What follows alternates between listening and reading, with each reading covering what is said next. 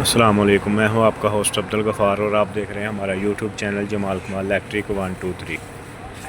जी ये टोके वाली मोटर है, डायमंड कंपनी की है। तो ये हमारे पास आई है, इसको चेक करते हैं क्या है कि इसमें क्या फ़ाल्ट है खोल के अंदर से। ठीक है, तो इसको खोलना बिल्कुल ही आसान होता है। 3 ही स्क्रू पीछे होते हैं और 3 ही आगे वाली साइड से। किसी भी साइड से ओपन करेंगे ना तो ये मोटर जो है ना ऊपर हो जाती है। ठीक है, तो ये देखिए अभी हम लोगों ने रूटर निकाला है इसका, तो ये मोटर अंदर से जली हुई है।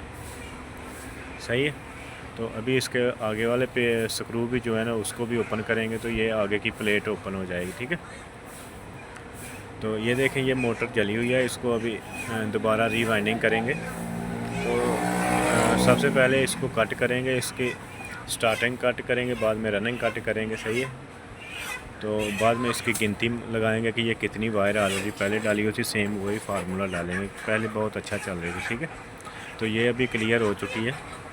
पेपर डाल के अभी इसके सेट बना के हमने डालना शुरू कर दिए हैं। सही है, तो इसकी जो पिच है ना वो 4, 6, 8, 10 पे रखी हुई है। 10 वाला जो है ना वो आखिरी उसको बोलते हैं, वो डबल हो जाता है। ठीक है, तो अभी ये मुकम्मल हो चुकी है, इसकी रनिंग जो है ना वो क्लियर हो चुकी है। ठीक है, तो कनेक्शन जो है ना वो एक टाइम ही करेंगे, रनिंग के और स्टार्टिंग के।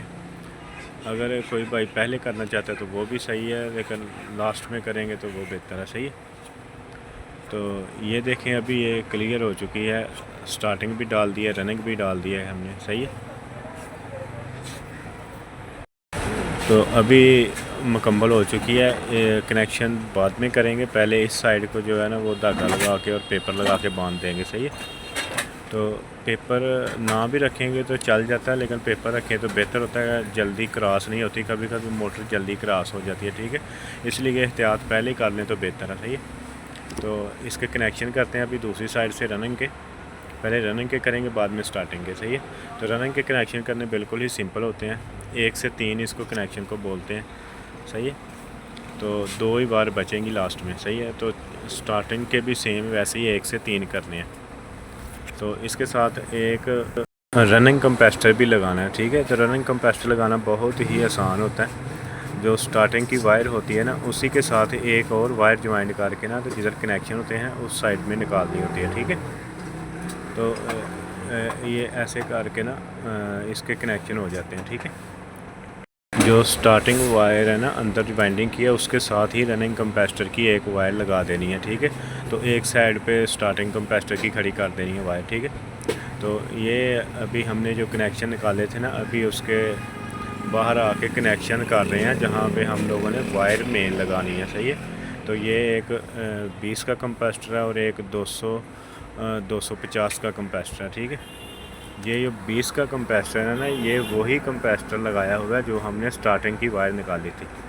ठीक है, वो अभी यहाँ तक हमारा क्लियर हो चुका है। तो ये इसका साइज़ भी और था बैक साइड का, ये भी क्लियर करेंगे तो इंशाल्लाह ये मोटर अभी पहले से भी ज़्यादा पावरफुल हो जाएगी। ठीक है, तो अभी हम लोगों ने रूटर का साइज़ कर लिया, अभी फिटिंग कर रहे हैं। ठीक है, ये क्लच प्लेट होती है, ये 2 वायर जो एक साइड पे खड़ी की थी ना वाइंडिंग के लिए, वाइंडिंग करते वक्त ये वो दोनों वायर हैं जो क्लच प्लेट के दोनों साइड में लहदा लगनी है। सही है, तो ये क्लियर हो चुकी है एक साइड, अभी उसको हमने स्क्रू लगा दिए, अभी दूसरी साइड स्क्रू लगा के फ्री हो चुकी है मोटर चलने के लिए इंशाल्लाह। सही है, तो ये चेक कर रहे हैं सीरियस पे कि आया कि शॉर्ट है कि या नहीं।